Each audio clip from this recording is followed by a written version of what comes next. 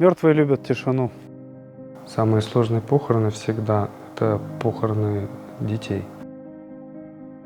Я не выделяю богатые похороны и бедные похороны. Горе у всех одинаковое. Когда приходишь на кладбище, смотришь вдаль, видишь, сколько их много, осознаешь, что когда-нибудь ты к ним присоединишься.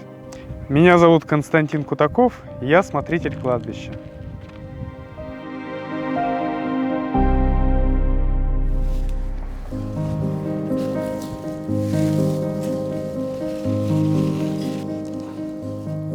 На самом деле все, что происходит в нашей жизни, это череда случайностей, которые на самом деле не случайны. Это судьба. В 2007 году похоронил свою бабушку. Ну, вот мы всей семьей приехали в крематорий на похороны. Вот, и я там увидел, как это все происходит. Вот с этого все началось. В такие области просто так не попадают. Все равно люди проверенные заранее. Человек должен где-то до этого в этой сфере уже работать. Он должен понимать специфику работы, психологию людей в горе. Потому что нам приходится сталкиваться ежедневно с людьми, у которых психические травмы из-за потери близкого человека.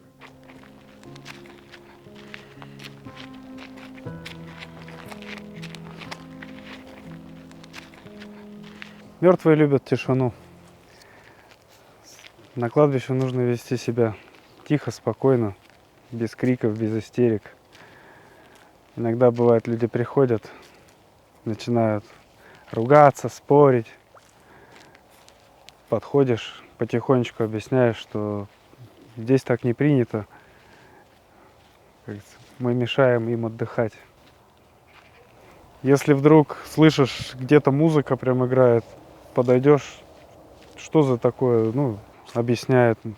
Я вот сочинил мелодию и другу пришел показать, послушать, дать. Естественно, с пониманием сразу же, да, это все нормально. Я не выделяю богатые похороны и бедные похороны. Горе у всех одинаковое. Кто-то смог себе позволить на дорогущий гроб, дорогущие венки, там, катафалк и все остальное, да, а кто-то нет.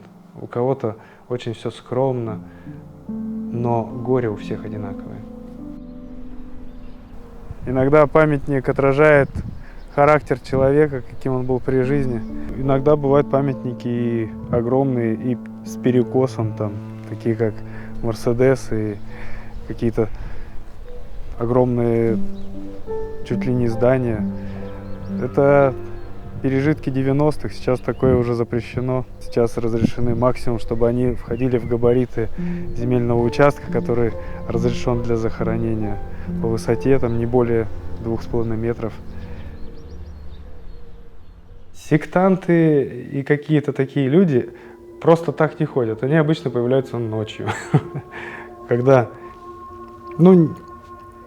всегда не сможешь же постоянно дежурить в ночное время, вот, например, стоять на этом кладбище. Бывает, что приходишь с утра на каком-то участке кладбища, там где-то воск расплавленный, где-то там конфеты, печенье. Но это, как сказать, ведьмы творят злые дела. Вот, такое бывает.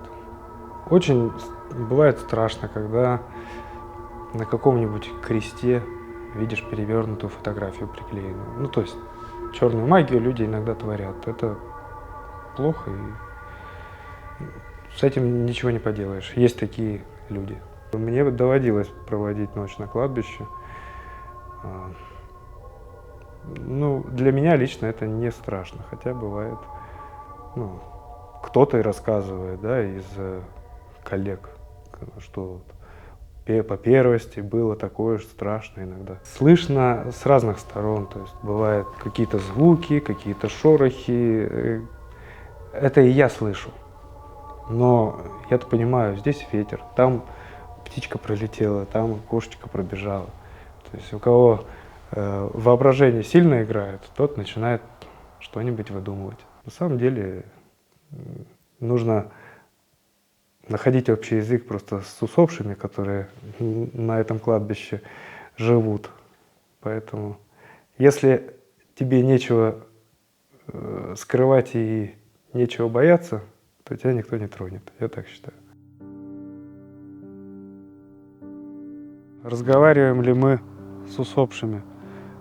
С усопшими разговариваем. Иногда бывает такая ситуация, что люди не могут найти своего захоронения.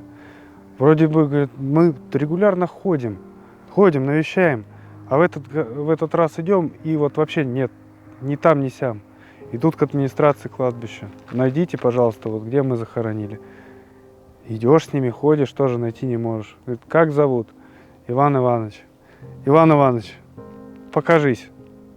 Нам надо тебя найти. И все, и как будто, знаешь, слышишь. Иди сюда. И пошел, прям наискосок. Куда идешь? Через траву, через кусты. Иди сюда, здесь. Все, нашел. Просто заросло травой. Не приехали вовремя. Обиделся, сказал, не покажусь. Такие бывают случаи.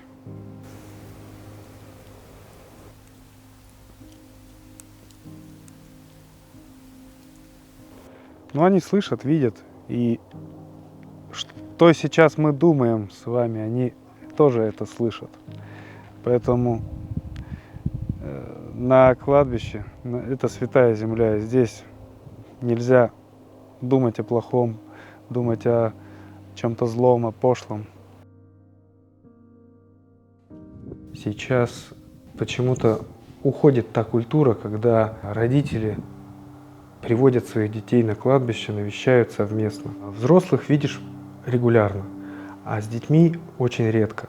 Нужно вести детей на кладбище, нужно показывать, вот это твои бабушки, это твои дедушки, прабабушки, прадедушки. Потому что через некоторое время, как говорится, мы сами уйдем туда, а наши дети не привыкли навещать могилы. Следовательно, они не будут навещать ни наших дедушек, прабабушек, и нас перестанут. Поэтому очень важно именно воспитывать своих детей в заботе о могилах, уходе за могилками. Ну, бывает чаще на кладбище. И не бояться.